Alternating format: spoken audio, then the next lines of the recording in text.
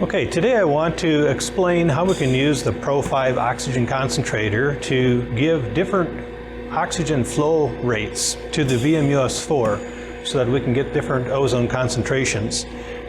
Behind me here, this is from the internet. We've got performance charts that show how much ozone is being generated from the VMUS-4 at different flow rates. The manual that comes with the VMUS-4 also has the same charts in the back. The charts I'm using are the ones for oxygen. There's also charts for use with dry air. So for this demonstration, I've got a PRO-5. Right now it's set at the lowest oxygen flow setting. You can see some bubbles coming into the water and flowing into the ozone generator and out. Currently do not have the ozone generator on, so I'll turn this on and then the display lights up brighter. And you'll notice that even if there is very little flow, my ozone turns on immediately because this one has the flow switch disabled. So I'm currently making some ozone. All of these chart readings are with the ozone at the maximum setting on the ozone generator. So we have it all the way up to the top, and we're flowing a small amount of oxygen through. So let me explain these charts a little bit. We're starting way at the low end of the oxygen flow rate, and this top chart is showing how much ozone is being generated. This machine is rated for 10 grams an hour. At 10, so we reach that even before 4 liters a minute of oxygen flow.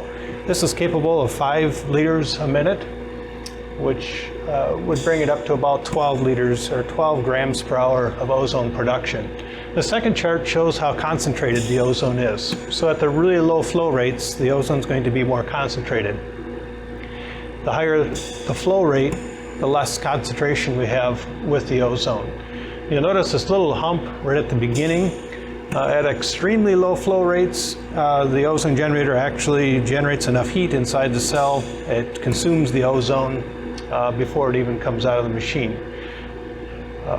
But at this lowest flow rate, at 0.125, down here we have a numerical chart. The ozone concentration is up to 100 grams per cubic meter. And the ozone production is at 0.79, less than a gram per hour. So that gram per hour, that's going to be, these are your grams per hour here. So it makes less ozone, but it's at a higher concentration. So as I turn my flow up, I can use the PRO-5 to turn my flow up to 1/4 of a liter a minute. So that'd be right here. And now, with my ozone generator turned on, with all the green lights on, I'm making 94 grams per cubic meter of ozone. When I turn it one more notch to 1/2 liter a minute, you'll see that my display is also indicating the flow. It's not a real precise measurement of flow, but it's close. But on here, this is going to be your more accurate reading of 0.5 liters a minute. And there we're getting 69.5 grams per cubic meter. Concentration could also be measured as percent by weight with oxygen. So these are measured in percent by weight. And we can turn this all the way up, different flow rates, 1.5, 2. So at 2 liters a minute, we're getting quite a flow of oxygen through. And when I turn my ozone generator on, you'll see it's reading around 2 liters per minute, and I'm making the full amount of ozone, so I'm making 63.9 grams per cubic meter. That's at 4% by weight.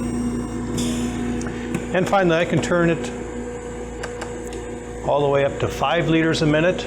So at 5 liters, we're making about 40 grams per cubic meter. And the ozone production is up nearly 12 grams per hour of ozone. That's up here at 5 liters per minute. We're making 12 grams an hour of ozone.